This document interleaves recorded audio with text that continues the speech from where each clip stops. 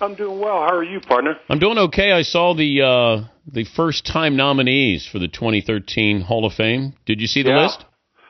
Well, I know Michael's on the list. Michael Strahan. Yes, Strahan's on there. Is he? Michael.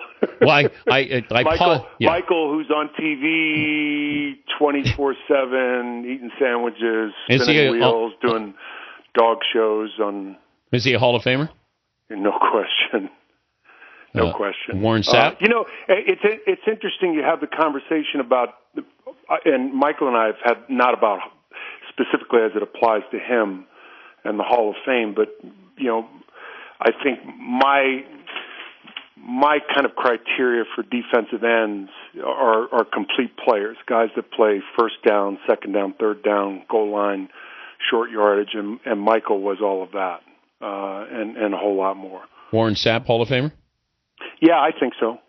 I think that three technique, we hadn't really seen that, where that three technique is lined up essentially on the inside shoulder of the offensive tackle, and that Tampa 2 defense, and, the two things that really force you to be good versus that defense are the safeties and the two deep, and forcing you to take what's there and getting there with four up front. And they did that. I'm looking at Jonathan Ogden, I think, is a Hall of Famer. Jonathan Ogden. Larry Allen. Oh. I'd watch film of Larry Allen, and it was like Larry Allen went to Sonoma State. So we oftentimes get too caught up in where a guy went or where a guy's going, and if you can play, they'll find you at Folsom. I mean, it doesn't matter. Larry Allen was as dominant a player at his position for that run they had as there was in football. What about Morton Anderson? You know what? I don't know. He kicked for 25 years. He's got over 500 field goals. My Uncle George worked at Hood's Milk for 32 years. Is he in the Hood's Milk Hall of Fame? Wait. You're talking about Dan, kickers? Okay. Dan, nothing against kickers. Nothing against kickers. I think Ray Guy belongs in the Hall of Fame. I'm not sure. And I think what's probably hurt Ray more than anything is the kid that's kicking. I say kid. The kid that's punting out in Oakland now. But Ray Guy changed the position. Well, Leckler? Yeah, Ray Guy changed the position. I also think with field goal kickers, it's scary how good they are now. Yeah. Maybe too good. Is there something you would do? You got field goals last night from Phil Dawson and the Cleveland Browns. They're 50-yarders. I mean, you got Sebastian Janikowski. I mean, these guys are kicking 63-yarders. Yeah, acres. It's like that used to be a mile away. It's not anymore. Well, they've had issues out in Oakland over the last several years, but the kicking game and the punting game haven't been an issue. That's the best combo in league history. They're pretty darn good. Would you put place kickers in the Hall of Fame? Yeah, why not? Vinatieri's a Hall of Famer, isn't he? See, now that to me is a slam dunk. He's made so many big kicks in so many key situations.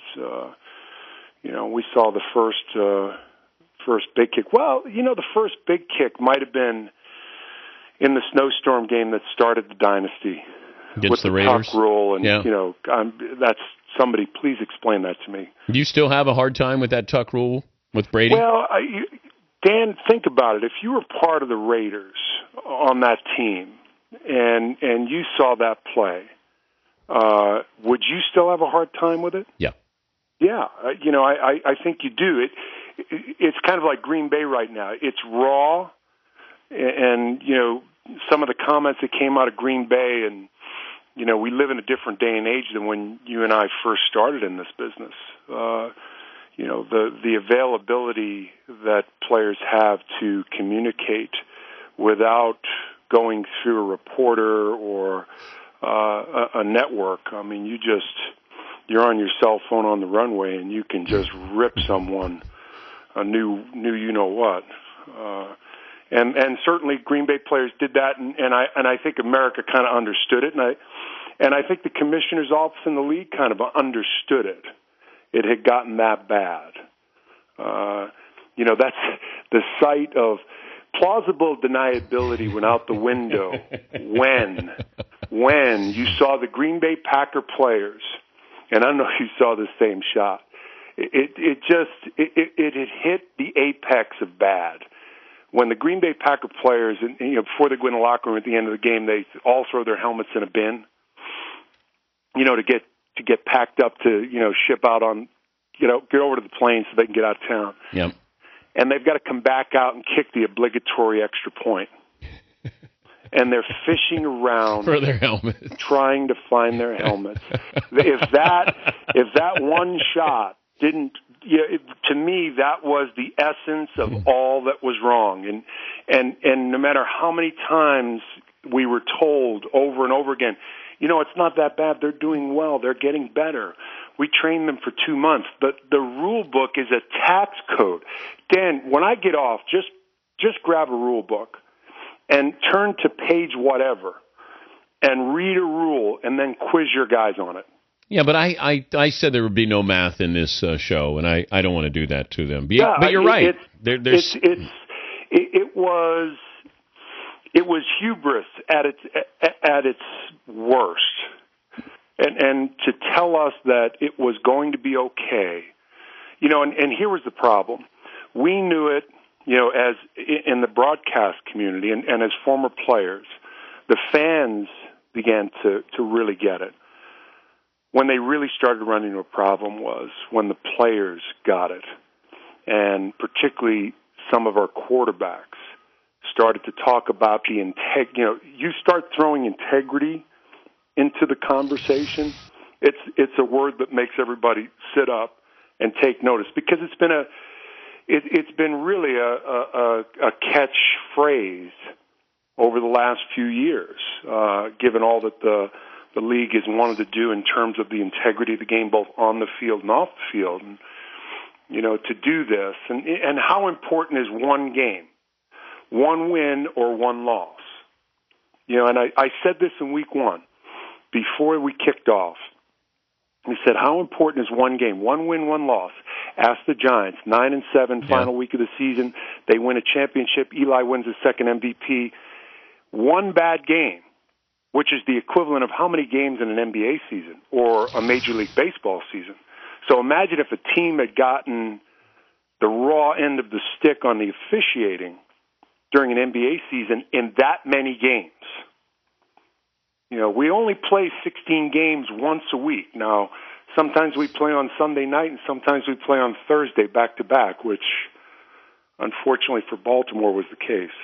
Talking to Howie Long, NFL on Fox. Rather face a running quarterback or a pocket quarterback? I would rather face a slightly gimped quarterback. That's not one of the choices. But I'm looking at these guys. I think we're at a point, Dan, where, for years and years they're saying, well, mobile quarterback really, it could never work, the option, all those things that we talked about for years. And then Cam came and kicked the door in last year. And you thought to yourself, well, then you see RG3, and RG3 comes in. But can that last, though? Well, I can tell you this. I'm seeing the same film you're seeing. I'm seeing the same highlights that you're seeing. And the beating that RG3 is taking in Washington. RG3 is a pumped-up 217. Okay? Yeah. You stood next to Cam. Oh, he's a big guy. Cam's a man. Yeah. Yeah, RG is built like me. Right. RG is he's a good-sized kid, but he's not. You see, that was the difference in philosophy. You had to say, Andrew Luck, RG3. What direction do I want to go in? I think given the state of defenses and the emphasis on getting to the quarterback, what came first, the chicken or the egg, the coverage or the pressure? I'd like to think the pressure. That takes care of your coverage. If you're hitting the quarterback, like Arizona did versus Vic, the kind of beating that he took, in a perfect world, you become the perfect mobile quarterback would be Steve Young, Aaron Rodgers, Guys that are running to throw, eyes downfield, they continue to go through their progressions as they're moving. They extend plays. They force defensive backs to cover longer, defensive linemen to chase longer. And as the game goes on, defensive linemen, you know, some of the, you got to pull. Those are guys that you have to pull over every 2 exits to feed. They're big people, and they get tired of chasing a guy like that. But if you're RG3 and you're Washington, there has to be a real concern. We need to start to rethink how we're using him. Use his mobility. I think he's a guy that, you know, can be an Aaron Rodgers kind of guy with his mobility, his ability to read defenses, coverages, make the right throw, know when to get down. But when you're running design plays where the defense has an option to either hit you or take the pitch man, we're hitting you. Yes. And that's a carnage he can't take. Tell the boys I said hello. Good to visit with you, Howie. Good to see you guys. Take care. Hi, ma'am. That's Howie Long, NFL on Fox.